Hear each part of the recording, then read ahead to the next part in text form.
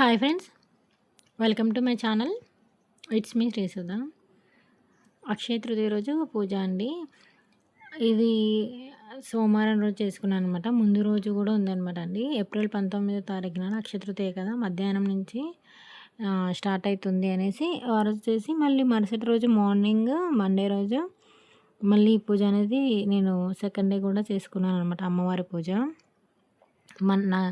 ముందు రోజేమో నేను అష్టోత్తరానికి పూలతో వేసుకుని ఈసారి కాయిన్స్ తోటి అన్నట్టుగా కుంకుమార్చన కూడా చేద్దాం అన్నట్టుగా మండే రోజు నేను ఈ పూజ అనేది చేసుకున్నాను. ముందుగా అమ్మవారి ఫోటో అలాగే మనం ముందు రోజు ఉంది కదండి, అది ఉంచేసుకొని ముందు ఉన్న అన్నీ క్లీన్ చేసేసుకొని మళ్ళీ అమ్మవారు పెట్టుకొని కాయిన్స్ పెట్టేసి అమ్మవారు పెట్టి అలంకరించుకున్న తర్వాత ఏకహారతితోటి దీపాలను వెలిగించి అలాగే పూజ అనేది చేసుకున్నాను అనమాట. కుంకుమార్చన కూడా చేస్తారండి. అంటే 2 డేస్ ఉంది కదా, 2 డేస్లో ఒకరోజేమో నార్మల్గా పూలతో వేసి తర్వాత కుంకుమార్చన చేసుకున్నాను అనమాట. నెక్స్ట్ డే రోజు ఇలాగ అమ్మవారిని అలంకరించుకొని పూజ అనేది చేసుకున్నాను. అలాగే ముందు రోజు నేను అక్షయ పాత్ర ఎలా పెట్టుకోవాలి, అలాగే ధనలక్ష్మి కుంచం అనేది కూడా మనం ఎలా పెట్టుకోవాలనేది వీడియోలో పెట్టానండి. ఆ వీడియో కూడా చూడండి. ముందు రోజు పెట్టుకొని అవి పక్కకు పెట్టేసుకొని నేను ఐశ్వర్య దీపం, ఉప్పు దీపాన్ని కూడా సపరేట్గా పక్కకు పెట్టుకున్నానండి. అంటే అమ్మవారిని అలంకరించుకొని కుంకుమార్చన చేయాలి కదా అని ఇలాగ ఏకహారతితోటి దీపాన్ని వెలిగించి పూజ అనేది చేశాను అనమాట. అయితే అమ్మవారికి ముందు రోజు పూజ చేసుకొని ఆ రోజు కొనుక్కునే వాళ్ళు అంటే ఏమైనా ఆ రోజు ఉప్పు అలాగే అమ్మవారికి కావాల్సిన మనం పూజ సామాన్ కానీ పసుపు కొమ్ములు కానీ అక్షయ తృతీయ రోజు కొనుక్కోవచ్చు అండి. అలాగే ఎంతో ఇష్టమైన చీపిరి ఇంటికి తెచ్చుకుంటే కూడా చాలా మంచిది, దారిద్రం అనేది పోతుంది, కొత్తది తెచ్చుకోవడంతో మంచిగా ఉంటుంది అన్నట్టుగా అవి ముందు రోజు నేను తీసుకున్నానంట. మండే మార్నింగ్ మనకి 11 వరకు అనేది పూజ అనేది కంప్లీట్ చేసుకోవాలి కాబట్టి అంత ఎర్లీ మార్నింగ్ ఏముండదని మరుసటి రోజు ముందే తీసుకున్నాను అనమాట. ఇది 10:30 మార్నింగ్ 8 వరకు పూజ అనేది నాది అయిపోయిందనమాట. ఇలా అమ్మవారి పూజ మొత్తం చేసేసుకొని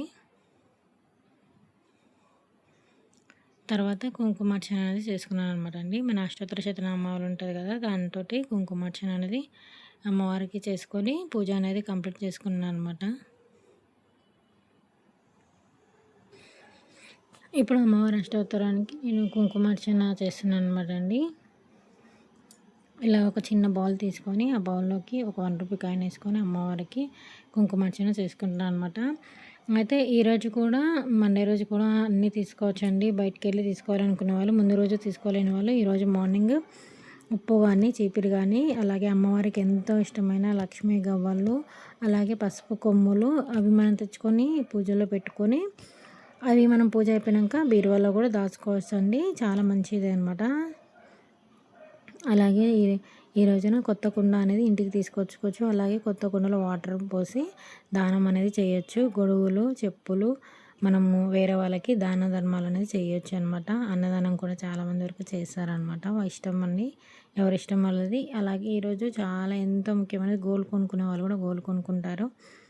అది ఎర్లీ మార్నింగ్ వరకే టైమింగ్ ఉంది కాబట్టి ముందు రోజు నేను తీసుకోవాలనుకునే వాళ్ళు తీసుకోవచ్చు అనమాట అండి. అలాగే కొంతమంది స్కీమ్స్ కడతారు కదా, అది స్కీమ్ కూడా ఇదే రోజు కట్టుకుంటే కూడా మనము గోల్డ్ తీసుకున్నట్టే అనమాట. ఒకవేళ టైం అయిపోయి ఉన్న వాళ్ళు ఈరోజు గోల్డ్ కొనుక్కోవచ్చు. టైం లేని వాళ్ళు అదే రోజు ఆ స్కీమ్లో జాయిన్ అయిన వాళ్ళు అదే రోజు పోయి డబ్బులు అనేది కడితే కూడా మనం గోల్డ్ తీసుకున్న లెక్కకు వస్తుంది కాబట్టి తీసుకోవచ్చు అనమాట. ఈ పూజ అనేది అయిపోయాక అమ్మవారికి మంగళహారతి అనేది ఇచ్చేస్తున్నాను.